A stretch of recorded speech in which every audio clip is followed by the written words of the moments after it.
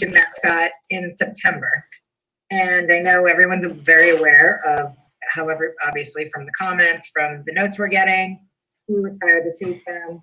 You know, we've read everything that we've received. Thank you very much. I think in light of all that's going on in the country and our state, you know, we should vote on whether we should reopen this discussion about, at a future meeting where we can actually all meet with people from both sides or get both sides and in a discussion. So do I have a motion to reopen, or do I have a motion to put the Sachem vote onto a future agenda?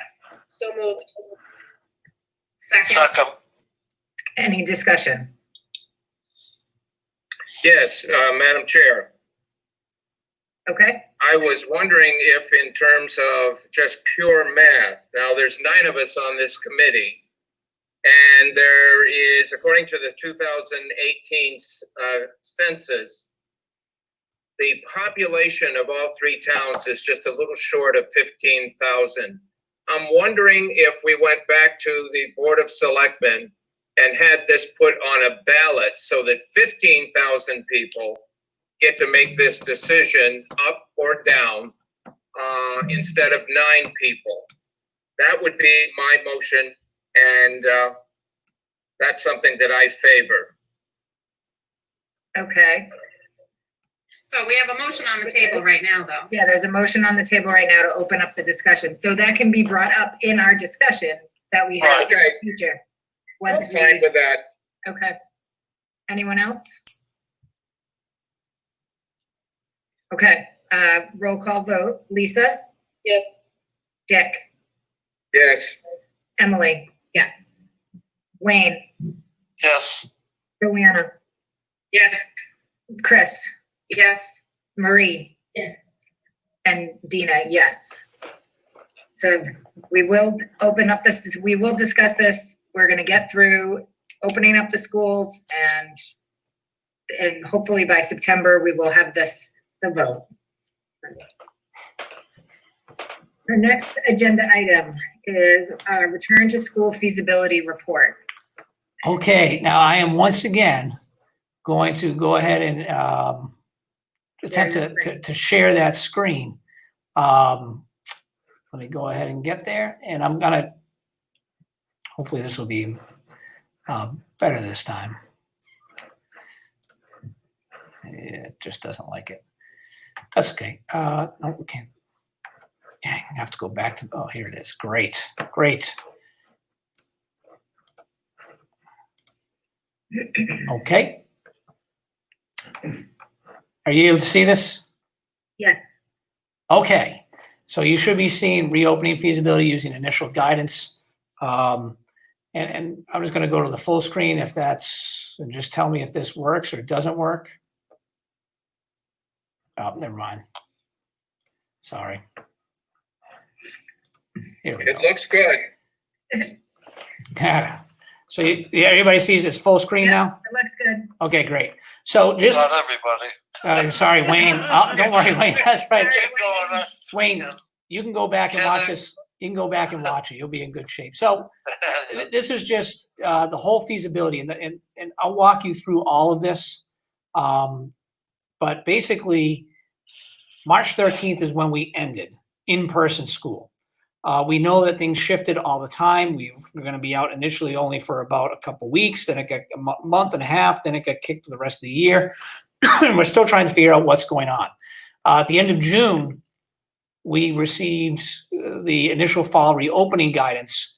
And from that, we were then asked by the Department of Elementary and Secondary Education to come up with a feasibility of, can you open school for all children, given the medical directives that are in the initial fall reopening guidance? And that's a key point here, is that the reopening guidance was purely about the medical field saying, hey, this is what's going to be safest.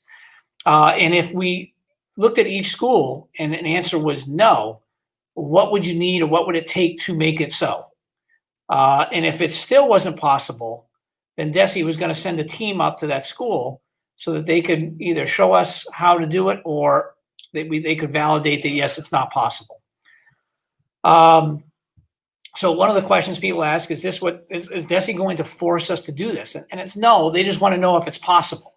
And the guidance, as we know, well, we'll get there in a second. But do we have to submit a plan? Yes, I have to submit a plan July 31st. By July 31st, honestly, I'm going to submit a plan tomorrow.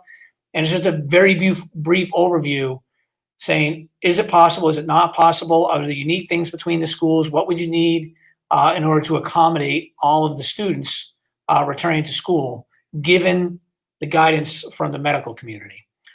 So what approach did we take? So every single school, and you'll see the members who are on it, had a safety reopening team. The principals were briefed. We went over it with the principals. They reached out to stakeholders. They emailed stakeholders, and they put together honestly, it's a pretty impressive group of stakeholders that they included. We have students, parents, certainly teachers, nurses, doctors, and local health agents, selectmen. So they had everyone there. But the critical questions they had to look at, they had a template that we gave them.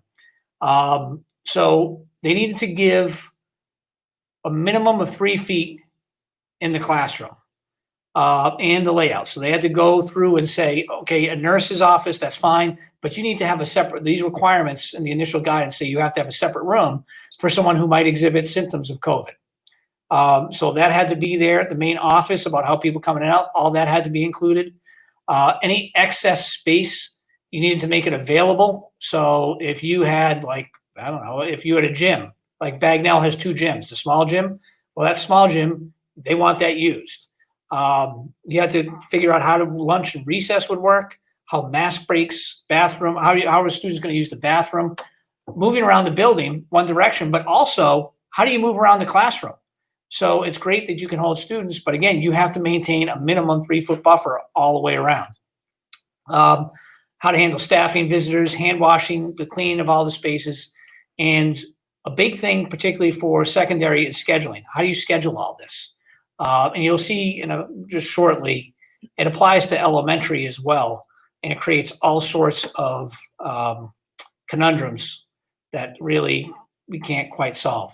I'll make a note here that class size is at 3 feet. I think we all are pretty well have heard that the teachers unions across the board are saying, no, we're not coming back at 3 feet. You've been saying 6 feet. But we have to submit this, so we will. So who was on each team? So here's who was helping with all this. So at Page, I'm actually going to read their names. Greg Haddon, he's the facilities director. Mary Bellarose, if you go there, she's at the front office. Then you have Brenda Earhart, Irene Mahoney, both teachers there. Mr. McDonald's a custodian there. Diana Dardino, if you remember back in March when we had a school committee meeting, she and Paul Savigny were both there. They're the West Newbury Health Board. She's the nurse and he's the health agent. Chief Dwyer was there.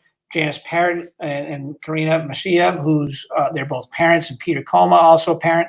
And then you had the building admin, Mr. Gray and Ms. Provo.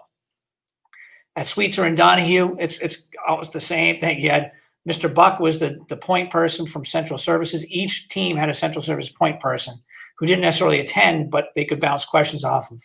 Then you had Ms. Benton, Doherty, Teixeira, all teachers. Ms. Hall, of course, she's the receptionist, the admin assistant. Mr. Motsis, the custodian. Ms. Brady Lozier and Rundle, both nurses. Dr. Golden, who's a parent, as is Ms. Laporto, and they had a student, the daughter Avery. Mr. Manny was there. Ms. McLeod is the finance director. Mr. Kelly, Ms. Dembro, Holly Moran, who's on selectman. Ms. Stepanian, who's she's a public health nurse, that she's the go-to for a lot of COVID pieces, and Chief Fisher, who is the Merrimack Fire Chief. Bagnell, same. You have Ms. Mackey, Guerrero, Casavo, both all teachers. Ms. McDonald's, who's at the front office. You can see this thing. They tried to make sure they had someone from everywhere. Mr. Tanyan, who's the custodian. Mr. Day, who's the assistant principal. Nurse Durand, Ms. Coletti, Ms. De Palma, Ms. Ciofalo. They're all parents. You had student reps. Austin Briscoe, Lila, okay, this is cut off here. Here we go. So Lila Sorafine, Kingston Morris, then you have Mr. Wood, who's the chair of the Groveland Selectmen, Ms. Walsh, who's Groveland's public health nurse. She makes the decisions, and Detective Sindoni. Dr. Villa, is it possible that the people watching at home can't see that screen? They should, yeah, they see, well, now they can't because they're seeing this. But they should be seeing everything. That's, Okay. now I'm off my, Sorry. Sorry, Mr. Conway interrupted, and now we're slowing down. Let's see. Good. And everything's frozen now. Just Sorry. got a message that people couldn't see. Oh, they can't see it? That's all. Sharing is paused. Can we put it on the website Resume share. tomorrow? Hold on a second. Yeah, but sorry, I was saying that sharing's paused, Okay. and everything's frozen on my screen too. Uh-oh. I didn't share, I mean, I haven't done anything. I haven't touched anything. I haven't touched anything, I swear to God. I get so this is the problem with running a studio and a thing at the same time. Let's see. Why don't we just be can you move it on your screen? So right now, it's, Yeah, something I think was up with it.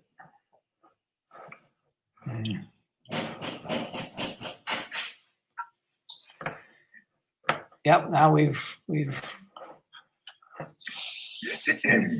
great. Now we had asked if we'd be able to get through this. We should be able to get through this, but I see what happens. Okay, 1 second. Yeah, gotta be kidding me.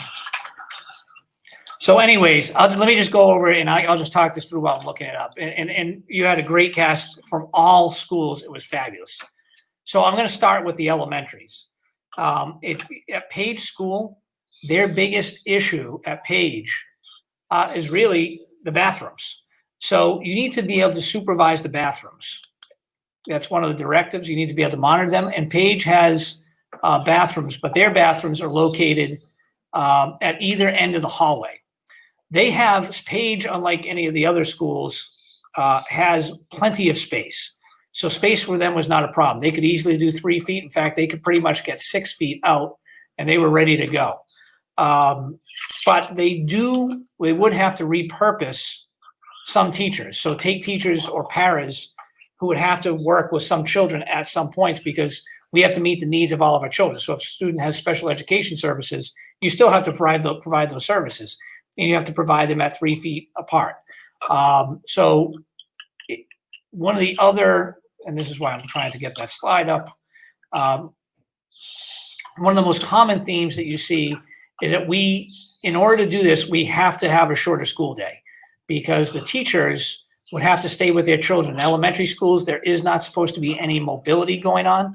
It's supposed to be students are supposed to stay put with as little as possible for movement.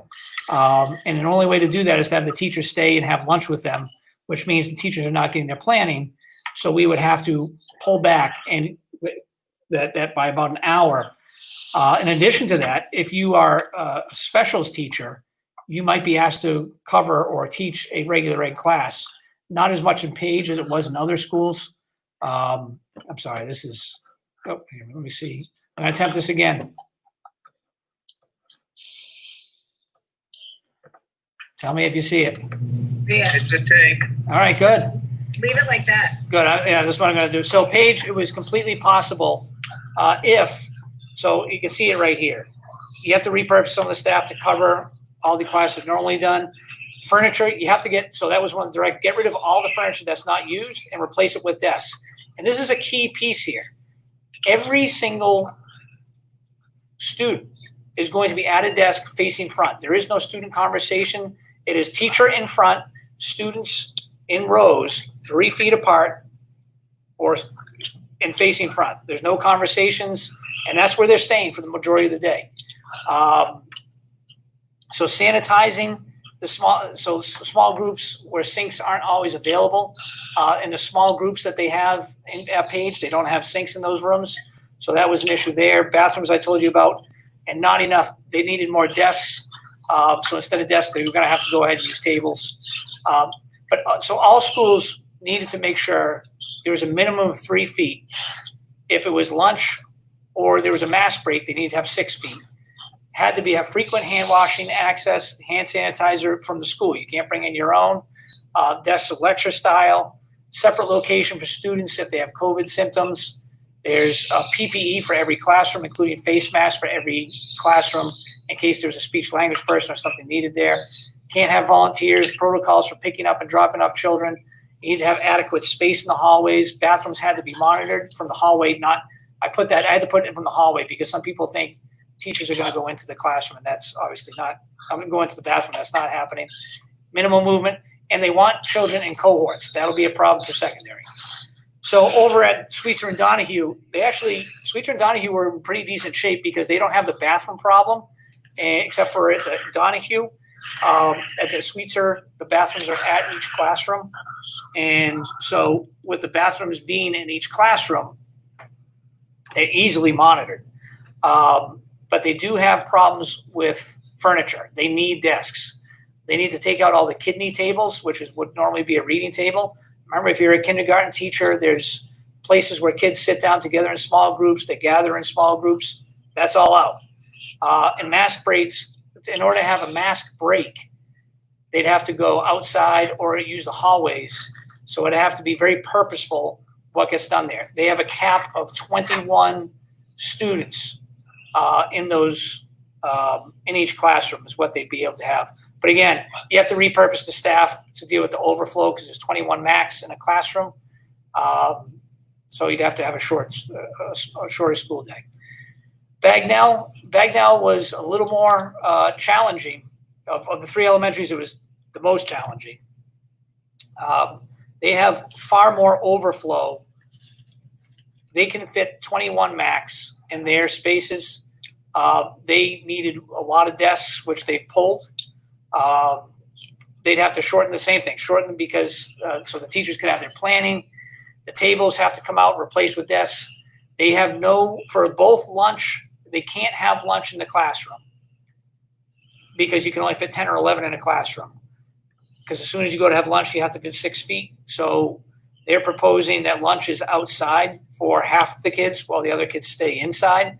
And mask breaks are also problematic. Not sure how to do that. Their bathroom situation is fabulous. And outside, they use an outside classroom wherever possible. And so when we talk about 21 in a classroom, and this again is at 3 feet, once you go to 6 feet, it's not possible. That means if there's a class of 23, 2 children cannot be in there. So when we talk about overflow, those 2 children would have to go to a separate space somewhere that's supervised by someone who can deliver that same curriculum. So that's when we talk about overflow. That's what creates complexities. And that's why you're using any excess space or any space that might be around. So the middle school and the high school, not surprisingly, were extremely problematic. Lunch is a problem at both buildings. They have their bathroom facilities are horrible. You're supposed to have one person in the bathroom at a time. So in their classes, they can't have all the students in the classroom. So again, you're dealing with the cohorts. You're dealing with the overflow. So some students have to go somewhere else. If you were to say they're going to go to the auditorium, okay, now how are you going to get someone to supervise them in the auditorium, or how are they going to learn in the auditorium? So we talk about bringing in cameras and live streaming from the classroom to the auditorium so they can see what's happening in the class. Cohorts just aren't possible, and that's because students have high school classes that they take. They're moving around in different, so you have some middle school students who are taking math with 10th graders. So you can't keep all kids together. They have to be moving. Passing in the halls, they can do it. They'd have to stagger times. And then breakfast and lunches are all bags. But lunch in the middle school is not nearly as bad. Lunch in the high school. Lunch in the high school, they said they would need to have 7 different lunches because of the spacing. And if you're not going to do 7 different lunches, you're going to have to go outside. So we've looked into umbrellas, tents, you name it. The big issue, both the middle school and here's the high school, you need to have frequent hand washing. There's no place to do that in any of the rooms unless you're in a science lab. So that creates an issue. There's the lack of bathrooms. And again, Justin. yes. Do you want us to ask questions as you go along, or do you want us to wait till the end? So if we wait to the end, because I think hopefully I'll hit up some of the big things at the end. So the lockers, they don't want anybody using lockers because that holds up traffic in the hallways. And again, the staggering times is there. And the high school needs a lot more desks. I think we calculated out we need to purchase, depending on what vendor you go through, about $60,000 worth of desks, which, by the way, in the high school and the middle school, we're not going to need them. Like, we're getting rid of everything in 2 years. So we'd have to figure out how to repurpose them. So the big questions that we don't have. Actually, Joanna, do you want to ask now? If you're going to propose solutions, I'll wait until you're going to get. Oh, yes. Yeah, sure. We've got solutions. Yes. Yes, we definitely. So the big questions that we need to get from the state still that have to be answered.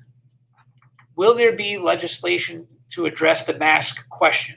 We already have parents who have submitted notes from doctors saying a child does not have to wear a mask. I will just tell you, I think that creates a huge problem because that's automatically going to be 6 feet at all times. But it's also the question of how long does COVID linger in the air? How long is it going to be there? And when I say be there, how long does it stay up in the air? And if a student's not wearing a mask and other people are walking through and they're eating lunch, is that a contamination? And the direction we were given initially was if a student doesn't want to wear a mask, it's the school's responsibility to work closely with the families to explain the importance of wearing a mask. Yeah, that's called being rational. And there's a lot of irrational people who there's health issues that take place. Kids can't wear a mask. And then there's how do you keep one on a preschool or a kindergartner? I think there was an email, one of those chain things floating around about all the things teachers are going to say about kids not keeping the mask on. All of this is completely contingent on how's transportation going to work. We don't have any numbers or guidance on transportation yet. We have no idea if we can put kids on a bus or how many kids we can put on a bus. We don't know what that looks like when the bus comes and drops off whoever they can at the middle school and high school. And do they stop and do a deep cleaning and then go pick up the elementary kids? We know already that the bus companies don't have enough buses or enough drivers to even if we wanted to add routes to go ahead and do as many as we might need if it's severely cut. Athletics I told you about, that just came in tonight, September 14th. Nothing before September 14th. We need to know the number of school days. So right now we're at 180 school days is what we're required, or 990. So time on learning is 990 hours. That's not, so the number of school days, teachers go for 184 in our district. 4 days are professional development days. With everything that's changing with the protocols, procedures for safety, we need more days. Like, we need days just doing safety and protocols and how to manage a classroom. And then we need to be able to make sure teachers have a much better or much more robust online presence and delivery platform, which we've been preparing now for 2 weeks, because Mr. Conway knows it nearly gives me a heart attack every time I think about it, that we might have to go back to remote at some point, or we might even start out there. But we need to make sure if we go remote, everything's graded. If we go remote, it can't just be, we're going to meet with you for 45 minutes. In every instance, teachers are showing up and teaching from school. They're not teaching from their house anymore, unless the buildings get closed. But the number of days, we're hoping that will shift. There's been talk of potentially 177, which would mean we could have 7 professional development days to start the year. Time on learning, we can't have 990 hours in this model. It cannot be. You would have to, we don't have enough people. We'd have to hire more staff, and we'd have to shorten the number of, shorten the length of the day. And frankly, as a parent and just as a human being, the thought of asking children to stay in one's desk the entire day for the full 6.5 hours, that's a big ask. It's a really big ask. But I think reducing by at least 1 hour is probably the smart thing. Because the teachers are not going to have their planning or their lunch, because they'll have to be with the students. And the other part is this learning management system, which the state brought up with us 3 weeks ago, I think, that they were looking into one. I'll save my commentary about, okay, that's good. At least we're starting in that process. It's something that I know Mr. Conway and I have talked about since we first got here, because every place has a virtual school where I'm from, and anyone can go on and take the courses. But we're just learning small details about this, and it's not going to be ready for the start of the year. But that's an opportunity, we hope, that parents who are wanting to keep their children at home could just, we're going to do that. And that has to be monitored by school personnel again. So there's an expense there. So the overall timetable and where things are going. So this is from me. So this week, so today, we put together 3 models. And we have to get that, I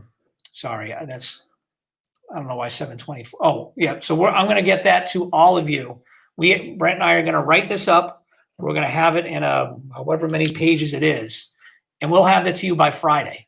These are all the 3 models that were acquired. 1 plan, 3 models. 1 fully remote, 1 hybrid, and 1 that's face-to-face. So what you just saw was, hey, if we go fully in person, this is what it looks like.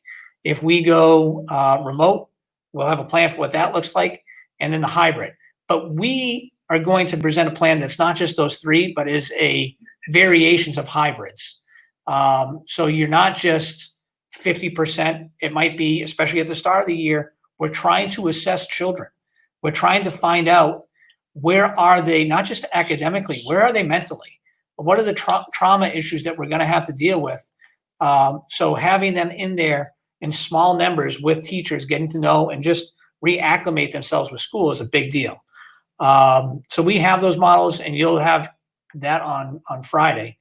Once we have the transportation information, we're going to send it out to parents, and we need that back immediately. Transportation is going to be a big problem for us. Chris and I were talking about this. Greg and I have talked about this. And even today it came up from in one of the superintendent's meetings from an executive director that, look, when you get that, you might need to make sure your community knows if they're within 2 miles, you're not transporting them. Like they're going to have to get themselves to school. My hope is that we have enough parents who are able to transport their children without using the bus, that the children who aren't going to have that opportunity will be able to send the bus to them. That's my hope. So the survey out to teachers, because there's several different ways or instances where if I'm a teacher and I'm caring for a parent or a child or whoever that is impacted by COVID, well, that impacts my ability to do my job. So we need to know from teachers what they're doing, because if we get that information the week before school starts, that's a problem for us. So we're going to have that survey going out. Not August 1st is the first. Next Friday is the first time that we'll be reaching out to teachers on any surveys about that. We do have from them. The PAT's already shared with us the data they took from their survey about teachers, about coming back and things like that. So we have some of that, but this gets a little more specific. August 4th is when the next school committee meeting is scheduled for. August 10th is when the report is due to the state. August 4th, you will direct me, well, I will give you an idea of what we believe is the best approach, given the state of where the virus is at that point in time, and given what our abilities are. And hopefully we have a lot of that missing information. And then you will discuss and vote to endorse one of those decisions. But ultimately, it will be us deciding this is what we're going to implement. And I will tell you what we do. We talk a lot with all the superintendents. I think I talk about that quite a bit, particularly on the North Shore, because we're a very cohesive group. And what we come up with in terms of a model will be relatively similar. Discussions today we had were excellent. I think there's a lot of support for starting off and phasing in slowly and starting in a hybrid to begin with, and then seeing where things go. There's some districts who don't feel comfortable with that at all, that are just going to start off fully online. At this point in time, I think you do. I think a hybrid makes sense because we can get 6 feet done in a hybrid. We can get smaller numbers in a hybrid. And when you talk about returning to school, everyone needs to feel like school's okay. There was an excellent there's a video of students American students in an international school. I think it was in Germany or Sweden, and they were just talking about. They had the head of the school, they had the students, teachers, and the students about 23 minutes in just said it was great. When we came back, we were worried, we were concerned. We all had our masks on, we didn't go near each other. And then after about 2 weeks, it was great. And maybe it wasn't because we weren't wearing our masks as much, we were getting closer. But we need to get that comfort back in for them coming to school, and for teachers and employees, the same. It's a big, when you hear on the news about people dying of a virus and it's floating around in your state, that gets a lot of people very concerned. So that's the whole overview of the feasibility report. So I will submit it tomorrow. It's going to say something along the lines of, oh, by the way, Ms. Naffa is Kentucky Regional School District's COVID-19 point person. So she'll receive all the information about COVID. And that's what I'm going to submit on the report as well. But really, it's going to be, yes, in order to do this, we are going to need to hire additional staff. We're going to need to have school for at least 1 hour less. We're going to need to spend, I don't even know how many hundreds of thousands of dollars for furniture. And we can't really recreate spaces. So we're going to have to see what we can get for outside tents or things like that to house other classrooms outside. And that's if the weather's good, right? And if the weather's not good, that's a whole different story.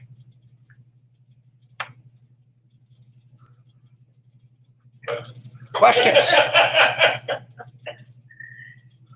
Yes. Emily. So I have 3. You mentioned that the teachers would have to teach in the building. And I'm wondering if that is set in stone. Do you want to answer them as I go? Yeah. So there's a couple pieces to it. So if I'm only allowed to stay at home, and I think this is the way it is from the HR perspective. If school goes back, even if it's remote learning or whatever it is, you'll get this this Friday. But if you're a teacher, you need to report to work. There are instances where you're not able to, and some of that requires a doctor's note, and that doctor's note explains whatever. And there's different types of leave, COVID leave, that can be taken for that. We've been really sensitive about. We have a lot of teachers who have students who have children, and our thought process on that is that they'll be allowed to bring them to school and work with them. And there's another part to this, and that is, and I know we're talking about the fully remote plan, but in the fully remote plan, one of the things we're going to ask and offer is that by grade level, in elementary in particular, instead of going to 3 different places, we house all pre-K, K, and first grade in one building, second and third, and fourth in another building. This is without kids in it. This is there's no children there. So just There's the no teachers. children, it's just So kids. because it will give the teachers a huge opportunity to learn from each other, to find out what each other is doing, as opposed to being, locked out of the schools and in your own house. And I think the PAT feedback was that teachers want to come back into the building, especially if it's remote. Okay. My second question is about the before and after school program, and I'm I'm just sort of more saying some of these, when you're saying to parents, would your kids be able to take, have transportation, take the bus? I think a lot of them would be wondering if that would be in place. Yeah, so at this time, I think that's unlikely. I think it's won't be in place at all. at this time. Right now, I think that's unlikely because one of the issues it brings up, if we're utilizing all those spaces, or before school gets there, all those spaces now have to be completely re-sanitized before the other children go and use them. And I think that creates a layer of complexity that I don't know that we're ready or have the capacity to deal with. If there's, so I'll use Page as an example. Page probably could do it, right? So Page, because they have spaces, they could say, hey, this is the space for BASP. So they probably could do it. But at Bagnell, that would be a problem. I think for Sweetser and Donahue, Sweetser, that would be a problem. Donahue might be able to get away with it.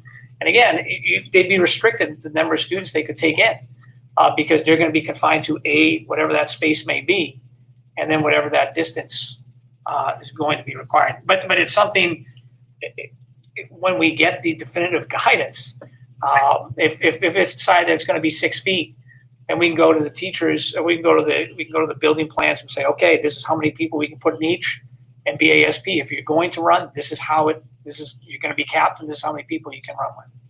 Yeah, no, I was wondering because I think that a lot of parents, that's going to make, it's going to make a nightmare for them in a lot of ways, but I think it also is going to change their answer to some of the questions. And my last question, which you sort of touched on, but I just want to clarify, when you said a hybrid, are you guys going to be spelling out for us like which hybrid option you like, or what the different options are? Because I know in the past we've talked about 1 week on, 1 week off, 2 days on. That's a great question. Off, like how one day, I think Triton said they're going to do 1 day on, 1 day off, or something like that. So I'm just curious. Yep. So what we tried to do is create a foundational hybrid and say, okay, here's our foundational hybrid, and we can vary from it. But the foundational hybrid, it's like you're getting a sneak peek preview. The foundational hybrid basically has students going in at least twice a week. Okay. And does that include, I know you talked about before, special ed? Yeah, so special education students, it's a little bit different. Your high need students who are in district programs, they're going to, excuse me, we're going to try to have them there every day. Just the sub-separate programs, though, not the students who are. IEP. It depends on their IEP. Dr. Jarvis is part of this whole process as well, but it depends on what their IEP says. So if it's a student who has 30 minutes a day, they'll be all set. If it's a student who's in a sub-separate. For sure. No, I just want to make sure that Yep, it's in there. But we. Thank you. You're welcome. Marie? Hi, so I'm going to save some questions for, once we see things on August 4th, obviously, but I do have a few quick questions. You had mentioned lunch, how they would eat lunch in elementary school, but then you said you would need how many 7 or 11 lunches in high school, middle school? Yep. Is it not feasible for those kids to eat their lunch in the classroom as well, or is that sanitary reasons? Or? Yes, they don't have the space to do it at the high school. And I'll use my former classroom as an example. The class I taught in at 3 feet, they can fit 20 students, and those classes have more than 20 students. So already they're overflow. That's it. But when you go to eat lunch, it has to go to 6 feet, and then it drops down to they can only have 12 students in there. So it creates a very large overflow. Okay, and I'm sorry if I jump around a little bit, but a couple more. You referred to mask break a couple times. Yes. Could you just describe to us what a mask break is for everyone at home too, who might be wondering what a mask break is? That's good. So the Department of Elementary and Secondary Ed, along with the American Academy of Pediatrics, have talked about these things they call mask breaks, where basically students, you keep that mask on at all times. It doesn't come off. The only time it comes off is if you're eating or if it's an official mask break. And a mask break, as soon as it comes off, you have to be 6 feet apart. So to take a mask break, it could be like a small, okay, let's stand up, we're going to go outside. But again, you're trying to reduce mobility, so you're not going to go too far outside.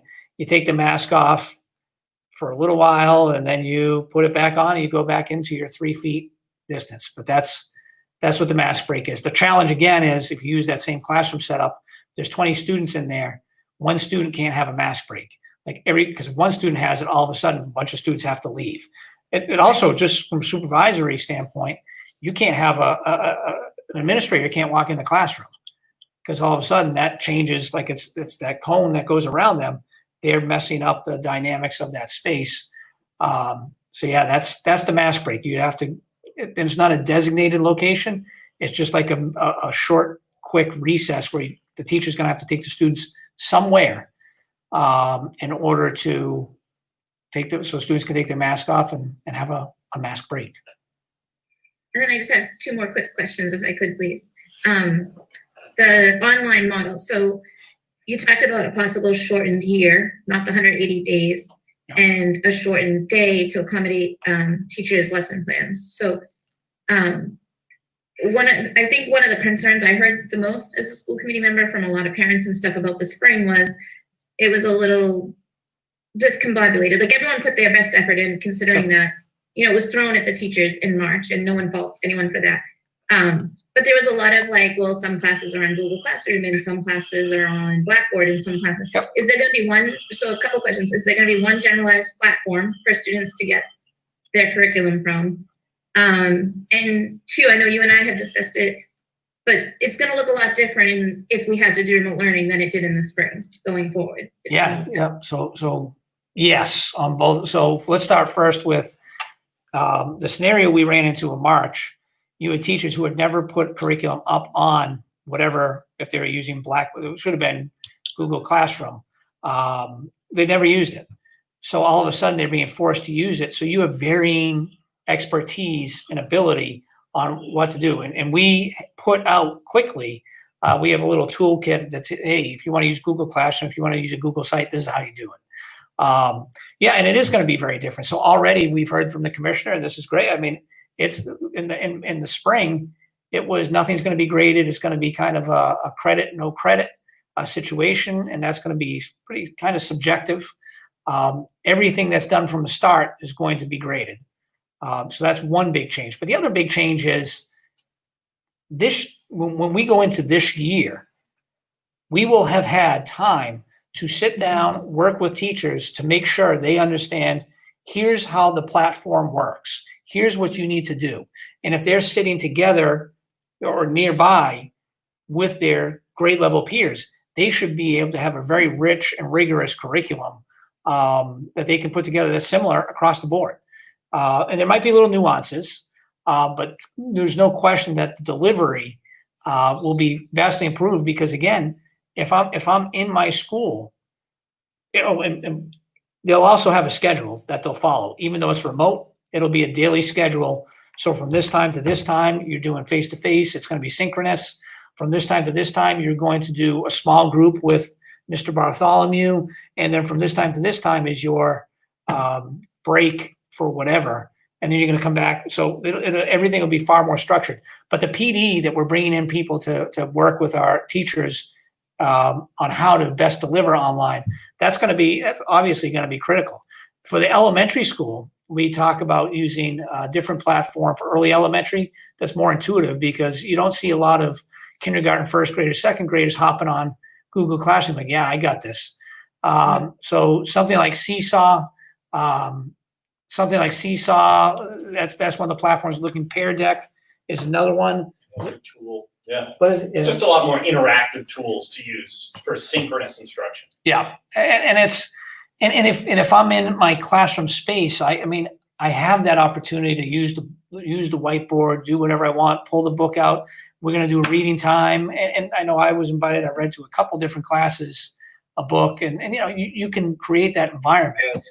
But yeah, it would be, I would say, vastly different than what we experienced because the accountability piece will make a big difference, but the bigger difference maker is going to be that teachers will have the time to prepare, and they'll be getting professional support on that by people who know how to put together good online curriculum. Thank you. Sure. Does anyone else have any? Hi, Joanna. Unmute. Okay, so a couple questions. So at the high school and middle school, did you guys consider just putting in a bank of porta potties outside to address the bathroom issues? You name it, we've got it all done up. Yes. Okay. The problem with the porta potties is the construction that's going on. So the high school is at a really, really big disadvantage. The middle school has a little more opportunity. Okay. Have you looked at, are we going to have any student parking capacity problems? Like if we're encouraging students to drive as much as possible, Yeah, to get people off the bus. Are you looking at where we can park the maximum number of cars? Greg doesn't see the parking as an issue. Yeah, I think so. Greg sat down Okay. with, well, it wasn't, so I'll just say, because I know what they put in for parking spots was more than what we thought we were going to be able to get out of that space. Yeah. Oh, good.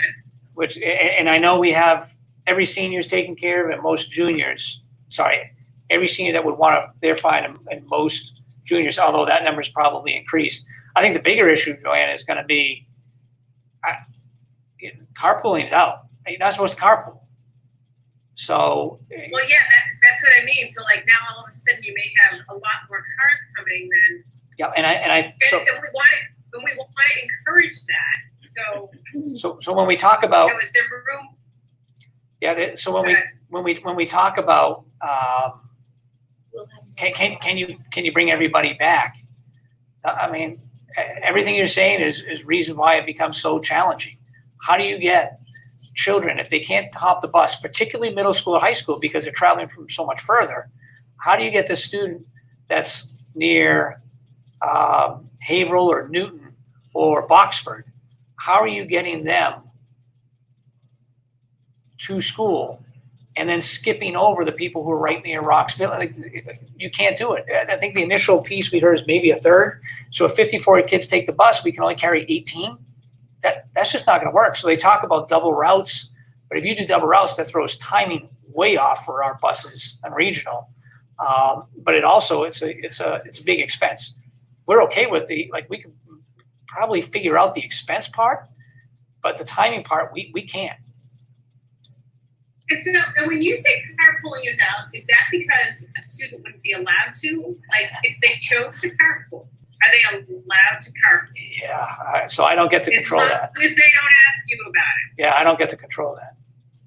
So I mean, all we care about is when they come in, they have masks on. Students who they're not, nobody entering the building should have any symptoms whatsoever. If they do, they should stay home. But other than that, yeah, we don't regulate all that coming in and out. Not unless someone tells us to. So far, no one's told us. That hasn't come up. And there's not going to be any way to test students on a regular basis at the high school level. Nope. So they talked about. So we were looking at there's thermal thermometers. We're getting a whole bunch of new thermometers, but they talked a lot about. We actually were looking for, as people walk through, it triggers if someone has a temperature above whatever. I'm talking about actual COVID testing, like this. Oh, sorry. No, there's been no mention of that. And is that just because the state doesn't have the capacity, or is this a cost issue? I suspect it's probably civil rights. So it's probably a rights issue that you can't force. Like we can't drug test someone. So trying to force a student to give a test, I don't think we can do. No, I'm not saying force, but like if students were willing, I would think a lot of people would actually be thrilled to have their students tested on a weekly basis. But the nasal swabs that they're doing at the college are very, very simple. It's no longer going into your brain. It's just right inside the nasal passage. I think that's the hope of the state, is that they get as many tests as they possibly can and test as many people as they can. There's been no testing program that's been brought forward. Nothing's been talked about testing students on the campus. Okay. then my last question is, if you have teachers who now elect to just take a leave of absence for the year because they just, they have a young child at home, it's just too much for them to come back.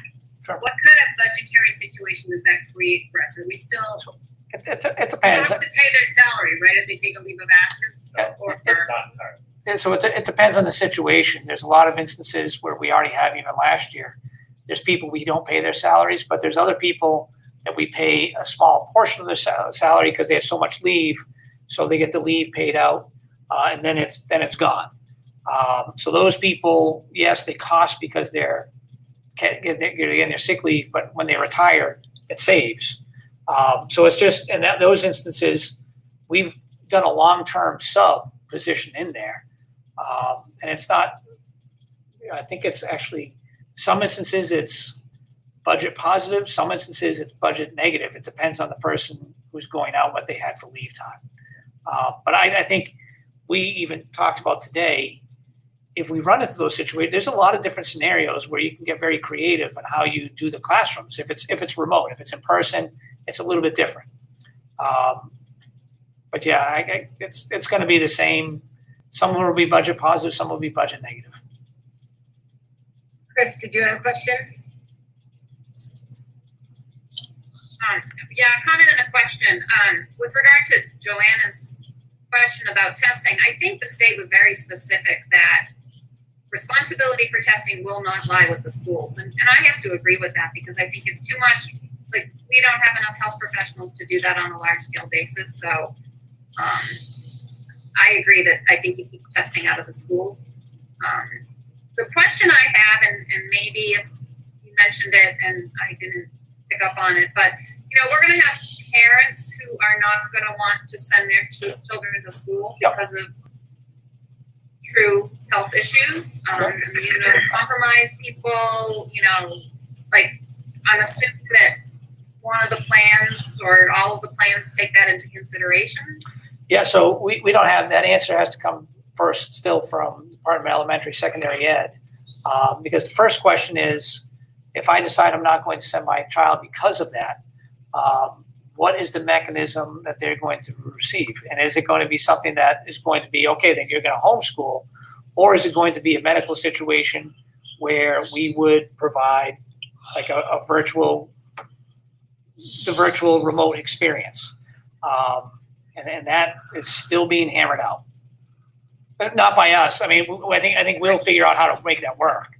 But that was one of our big reasons why we think the learning management system that needed to be here 2 months ago, because that gives those children that opportunity to move along modules on their own and with minimal support from a teacher in the building or a para from the building to just master that content. Right. Yeah. I mean, I just hope that the state hasn't seemed to give us much direct guidance. Mm-hmm. So I would like to think that Kentucky kind of has something ready to go. I mean, I personally lived through this past year with a child with compromised health, and we kind of had to figure something out, and the district was great about it. But I can't imagine trying to do that on a large scale basis, which I think may be the case. Yeah.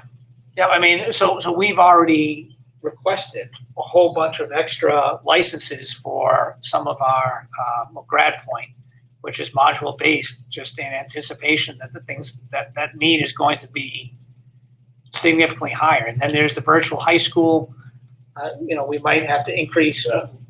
Everyone's going to want to increase the numbers there because it's a system that makes sense, which is what should exist across the state, and it doesn't. But I mean, we've already put in, I think, one of the grant applications. We put that in the grant. Yeah, the next one that comes in, we'll put multiple seats into virtual learning platforms for the kids that we know won't be able to come to school. I'll be honest, we were very, very close, and still it's not out of the question that we just create Pentucket virtual schools. I mean, it would be a big investment of time, it'd be investment of money. But if we can get a couple districts to sign on, I think we could defray that cost, and we'd be, after a couple of years, we'd be cooking with oil. Right. Well, and I think, you know, like I said, personally, having lived through this past year, I think some of those options you mentioned would be a good option, but I also think the amount of coordination at the high school like needs to really be cemented better, because it was an awful lot of work on both sides, the student and the Pentucket staff, to make it work. And that was on an individual basis. So if you have a bigger group, you know, I just think it's almost like a fourth plan. Sure. And that's the intent of the state, to provide an LMS system that would allow us to do that, a learning management system. I think they're operating a little slowly at the moment compared to probably where they need to be. You know, and obviously if parents choose to homeschool, they can. We're hopeful though that we'll have something set up for them that you know, they don't need to do that, and they'll just need to help facilitate the learning to some extent. And I think I'd say overall, I know there's a tremendous amount of frustration, and I know I've talked with a couple of you. I understand. I get it. I understand why no one wants to give a definitive answer, because nobody knows. And I think I've had huge disappointment, because I don't like being told that we're going to have 85 to 90% of what comes out is going to be prescribed for us. It's not. It's not even close. I mean, we are maybe, from an educational standpoint, it's almost 0% is prescribed, and everything's coming from the medical field, which is fine. I mean, they're the ones who should be taking this on and telling us, look, these are things you need to look at. We're educators. We're not medical people. So that's really important to take that into consideration. But it can't just be medical driven. Like there's an educational component here. And I'll just put out there, the most important thing that we do is that we ensure whatever we decide to go, whatever pathway it is, that it is the safest plan and safest pathway for our children and for our employees. That above all is the most important step that we have to make sure we're taking. And I just think I'm trying to be as positive as I can. This exercise that all 83 people got together to put together these feasibility studies.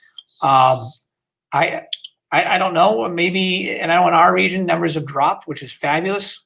I think there's a concern they might increase, especially with summer vacation. But I think that's a really daring plan to have it 3 feet and people being able to come into school without masks. And I think we're going to lose a lot of children that way. When I say lose, not in death, but in terms of wanting to stay home, because parents aren't going to feel comfortable with that. If when history goes back and looks on us, it's not going to be like, wow, look at them. They were able to cram everybody into the building. They got school cranking. It's going to be, wow, they took the smart approach, protected their population, protected their community. And because of that, they've been able to grow and develop. And there's going to be setbacks. There's going to be angry parents, no matter what we do. If we brought everybody back, there'd be a lot of angry parents. If we go remote, there's going to be a lot of angry parents. And I get it. I think we all get it. I think those angry parents understand it too. But we're being overwhelmed by frustration. I saw you had your hand up, Lisa, or did you have something? And then Emily. I have a few different questions. You want the kids to show up at school with masks on, but is the school district supplying the masks to everybody? So as part of the directive from DESE right now is all parents is, when you go and you buy your pencils and stuff, you buy your masks. So you have your masks as well. But we have stockpiled 3 months worth of PPE at $115,000 we just purchased. That includes masks. They're not N95. We're not allowed to use those for students, but those are supposed to be in case of an emergency. So, a kid spills something or forgets to take their mask off while they're going to drink milk and their entire mask is ruined. All right, here you get it. So they get an emergency mask. So we have them. If there's an emergency, we have extras on hand. Yeah. Okay. But I think in reality, it's going to be, I can't imagine trying to be a teacher and keeping masks on a bunch of first graders. Nope, that's the email that went around. It's hilarious. It's great. It's all the things that were ever said. Go ahead, Emily. I think you're Emily, you're on mute. you're on your. I know, I was doing that on purpose so that it didn't. You're messing me up. Until she was done talking. Yeah. So to be fair, yes, that's going around the internet, but I'm a first grade teacher. I live with an he'll be in first child who will be in first grade. And I have to say, like I've been working with some of the parents of my kids this past spring on this, and some of them have sensory things and a lot of them have attention and other 6-year-old things. And when you teach these kids the expectations and you practice it and you're very clear, like any other thing you would do that's pedagogically sound, they're totally, yes, some of them are going to chew on them but it's not as impossible as it sounds. And I've been actually floored with some of the kids who I thought there is not a chance that this kid is going to be successful with this, who are, again, kindergartners and first graders who have done amazing. So I want to give the kids a little bit of credit in this. That's all about that. Okay, good insight. And then in regards to transportation, you know, we have a bus driver. We probably not going to have bus driver monitors. You know, we would hopefully have more parents drive their kids to school so there won't be as many kids on buses. But how can you keep everybody 3 feet apart on a bus? I mean, I guess you'd have to alternate seats and block seats off. Yeah, there might be plexiglass. Yeah, so even like loading and unloading, the kids always cram the aisles. Like it's just. It's a complete re-education. And to piggyback on what Chris said, you know, about, you know, there are families, they're high-risk families for whatever reasons, whether it's, you know, the kids or the parents or the grandparents that are living in the households. But if, you know, so some people might decide to homeschool. Some people won't. Maybe they can't.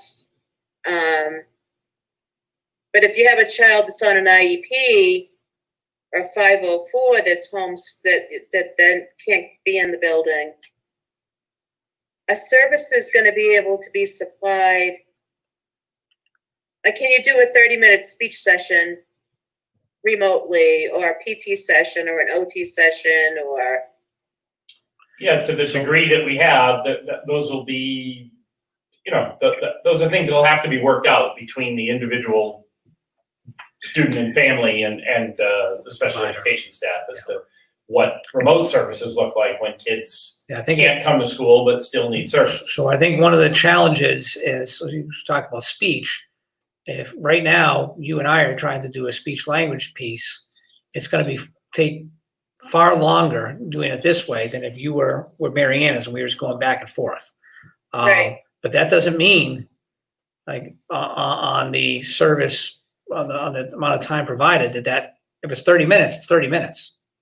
Mm-hmm. You're not able to increase it because as soon as you increase it, schedules are thrown way out of whack. And I think that's what we ran into. That's what we ran into in the spring with our special education teachers, who were spending just an extraordinary amount of time working way beyond the amount of time because they know the kids. They're small communities, and in doing that, they're frustrated. They're complaining that they're having to be working until 7 o'clock at night. But you know, it's a re-education for them as well. Thank you, Emily. Sorry, I was just going to write it in the chat window so that I didn't forget what I was thinking. Are you going to set a deadline, or is there a possibility to set a deadline for parents to make some of these decisions? Because I feel like that's only going to make your job harder if we have some parents who might be on the fence and then are like, that could make a difference if you've got a class of 20 kids and 5 of them are suddenly saying, oh yeah, no, we're not going to be live. We're going to keep our kids remote. We're going to homeschool, however you want to say it. Like, that could make a difference with your numbers. Yeah. Yeah, so our classes will all be set up assuming that it's going to be full. Everyone's coming back and here's where it's going to be. And there absolutely might be situations where there's a disproportionate number in your class that go out and I have bigger classes and that's just the way the cookie crumbles. But we're waiting for the state. What we worry about the most is a parent who says, I'm going to keep my kid at home, and then they show up to school the next day. We're wanting guidelines. And at first it was said that parents were not going to be able to do that. Families were not going to be able to make that decision. And then it was 2 days after that, they changed their minds. So I don't know who whispered in their ear or what happened. But that's going to be a very, very real problem because we also don't know a tremendous amount of information about what that student's learned, what have they been doing, unless we've been delivering it. And if we're delivering it remotely, we know. But if a parent decides to keep their child home and homeschool them, it's a whole different, there's assessments that have to be done and there's the reentry that has to happen. Thank you. Sure. Anyone else? Everyone? Any more questions for Dr. B? Just wait until the next meeting. That's when we're going to get down to that. You'll have a week and a half to look at all these plans, which is again just a draft. Maybe we should start our next meeting at like noon. Mary Ann just said 3 o'clock. Mary Ann said 3 o'clock. So yeah. I'd be down with that. Honestly, so just for the purpose of people here, anything we do will be recorded, can be up there. It's just going to be our other people going to be available for comments and stuff like that for public comment that want to be. But it's not unprecedented. I know there are meetings that do happen during the day, all Massachusetts and different states. Okay, we have ESSER grant.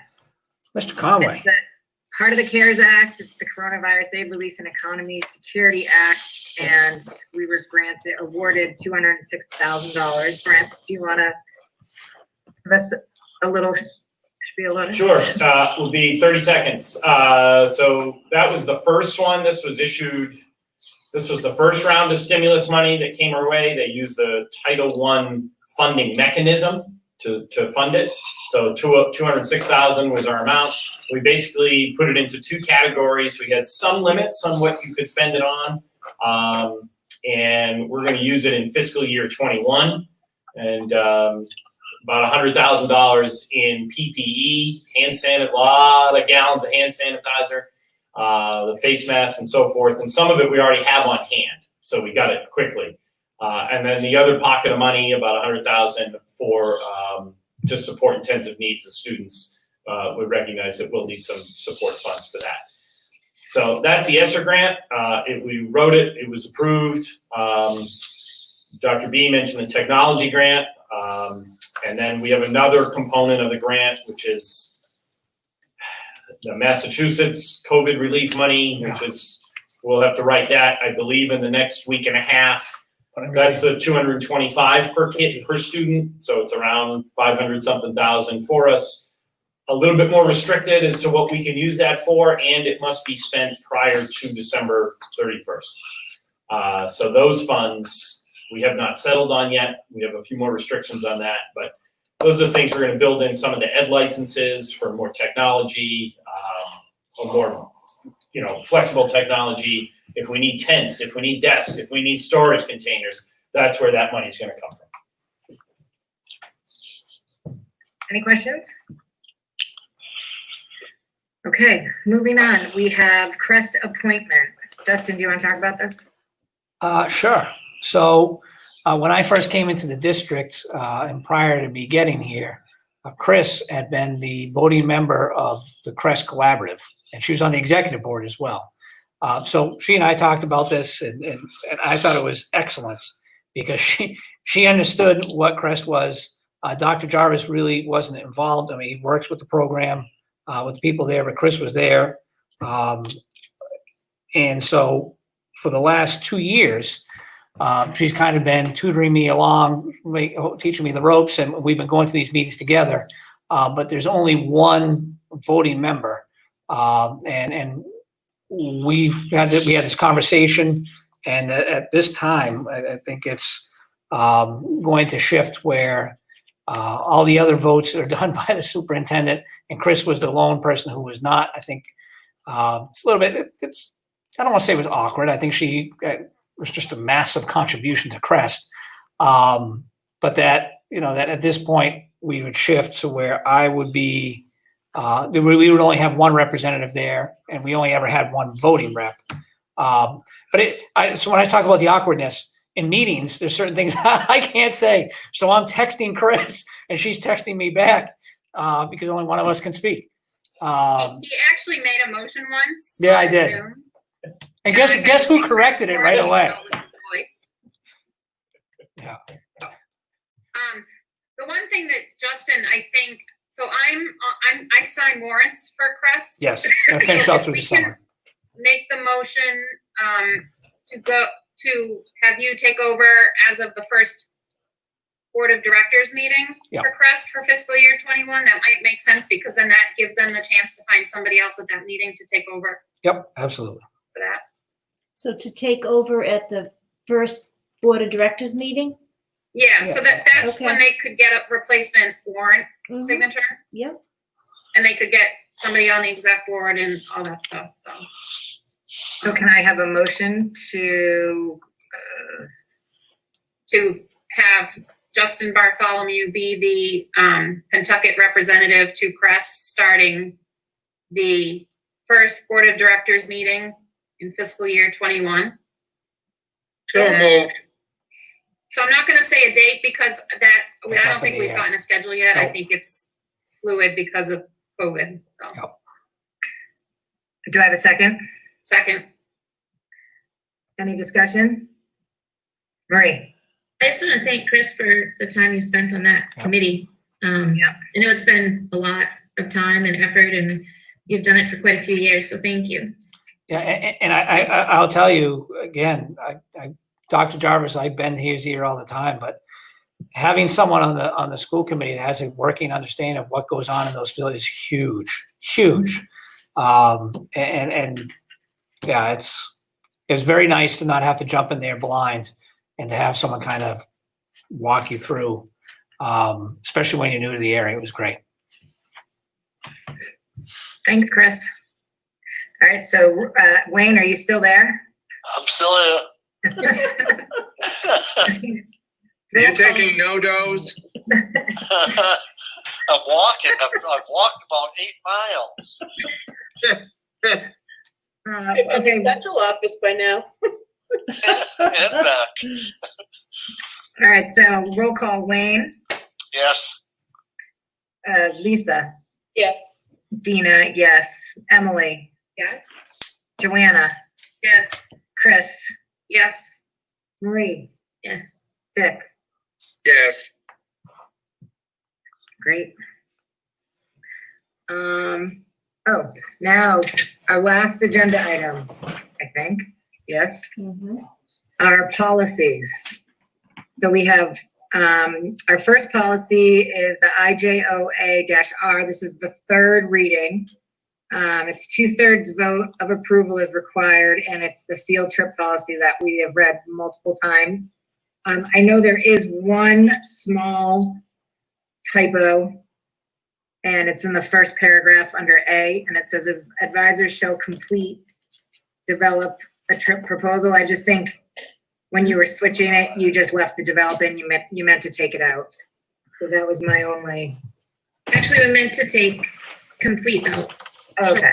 That was changed. And Joanna had pointed out a couple of other small typos, like a period where it didn't belong. And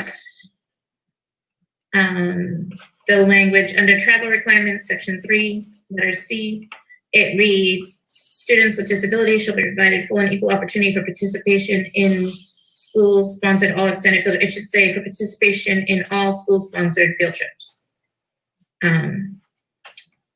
And then it's letter E where the period had to be removed after Federal Motor Carrier Safety Administration. So I make a motion to accept the third reading of the field trip policy with the amendment that Marie just listed. Second, Any discussion? Joanna, were you okay with the other one that I emailed you back on? Yeah, that was fine. Okay. Thank you. Okay, roll call. Wayne, Yes. Lisa, Yes. Dina, yes. Emily, Yes. Lana, Yes. Chris. Yes. Dick, yes. I was a yes, sorry. Marie. Yes. Okay, so we have passed it. Yay. All right. We have, this is a first reading. It's a new policy to our district. It's BCB, committee member conflict of interest, and it's just about language, and explaining the care and procedure that must take place when a conflict of interest arises in the committee business. So, do I have a motion? Move BCB. Second. Any comments, Chris? So I have a question. I understand the policy and I agree with it and everything, but in the end, who's responsible for making sure that school committee members sign the conflict of interest form and do the required training? We're saying we have to do it, but then nobody's actually following up. And I know personally, I haven't been great about doing it every year. So I don't know if that's something that we need to. The conflict of interest law, that's the state one, when I had to give it to the town clerk, You're supposed to turn I it had into the completed it town. for school, so I had a copy of mine from the fall.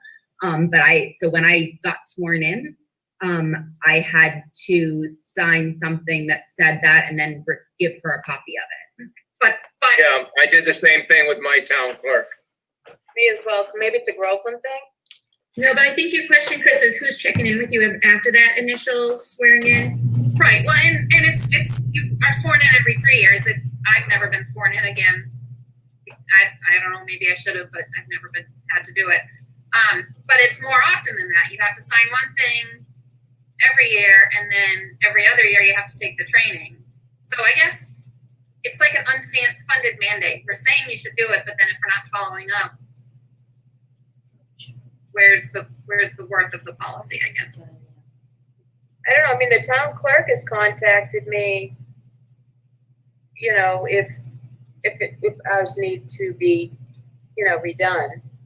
Right, but this is a school committee policy, which means we're doing it for school committee purposes, not for town purposes necessarily. Well, we're representing the town that we come from. Okay, then I guess the town hasn't been following up because I know West Newbury hasn't. So, and I don't know that we can mandate what the town does. That may be accurate.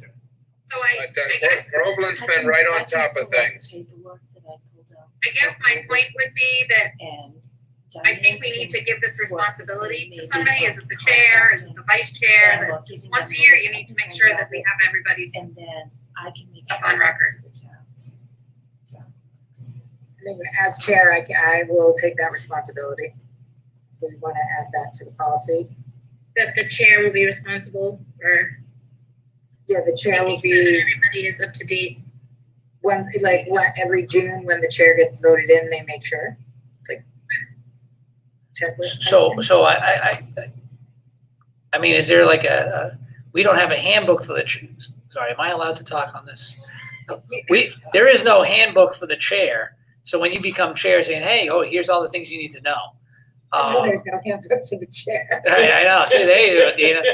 So I think like Mary Ann and I were just talking, and it may be like she could reach out and work with Diane to figure out what has to happen, and then she could contact the towns to make sure we take care of it. That might be the easiest because we can just add it to a list.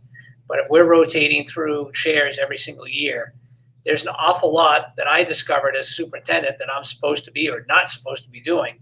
And I wouldn't have known it unless I was going through the subcommittee of policies. So it's I think it's probably best, something like that we just add it to our list here. Okay. Central office district. Yes. Specify in the policy, Mary Ann Naffa. Even if it's 20 years from right now, Mary Ann Naffa. She went I home. like it. She quit. Keep us in line. So do we table it or do we pass it with the amended, you know, per central office? Or school committee administrative assistant, you wanna do that? Okay, that sounds good. So as amended. Move to pass that as amended. I can't remember the letters, sorry. PCB. BCB. Second? All right, any more discussion?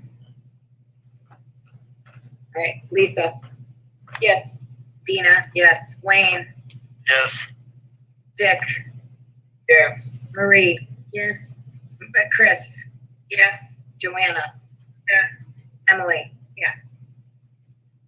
Great. All right, so we have three more. BDA, School Committee Organizational Meeting. This is the first read of the mask policy.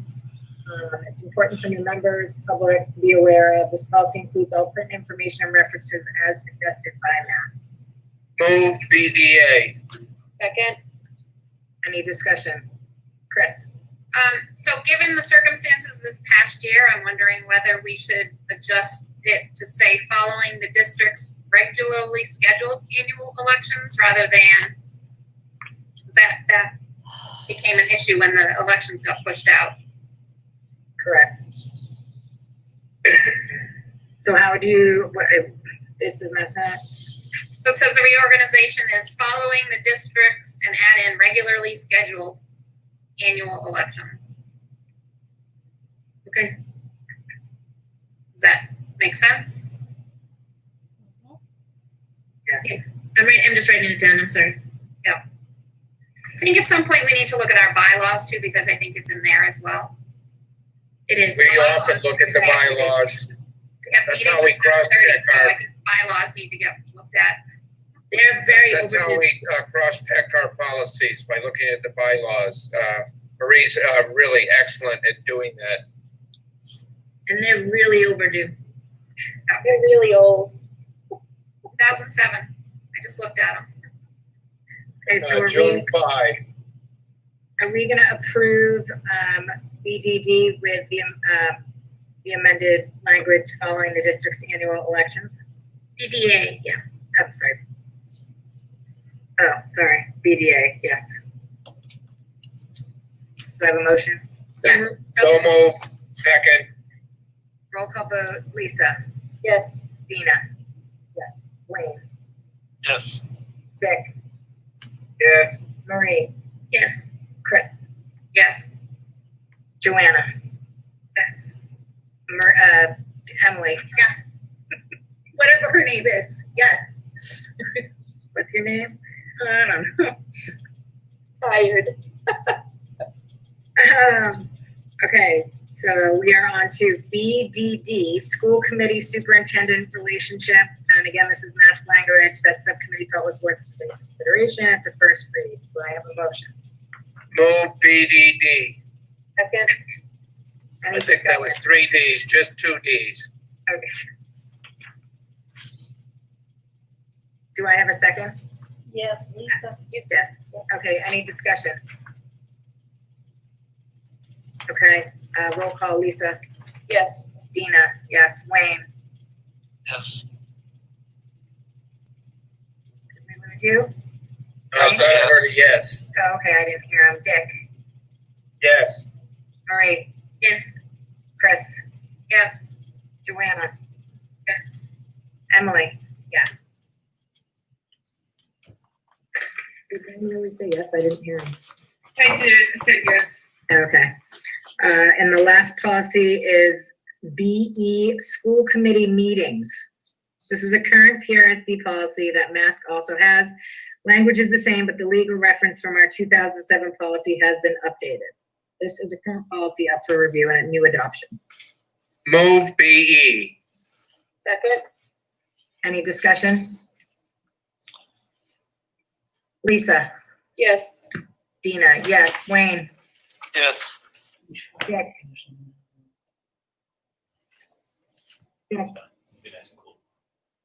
Marie, Yes. Chris, Yes. Joanna, Yes. Emily. Yeah. Dick, did you say yes? Yes. Okay. All right, so that has passed as well. So thanks, everybody. I think that concludes the agenda as amended at the beginning of the meeting. Did we get in before 10 p.m.? Not yet, 9:57. not yet. To adjourn. Second. Second, All right, roll call. Lisa, yes. Dina, yes. Wayne, Yes. Dick, Yes, and I'm gonna go have some breakfast. Marie, Yes. Chris, Yes. Joanna, Yes. Emily. Yes. Okay, well, thank you everyone for being patient and this very long meeting. So thank you. Have a great night. Thanks, everybody. Bye. Good night, folks. Bye. They will.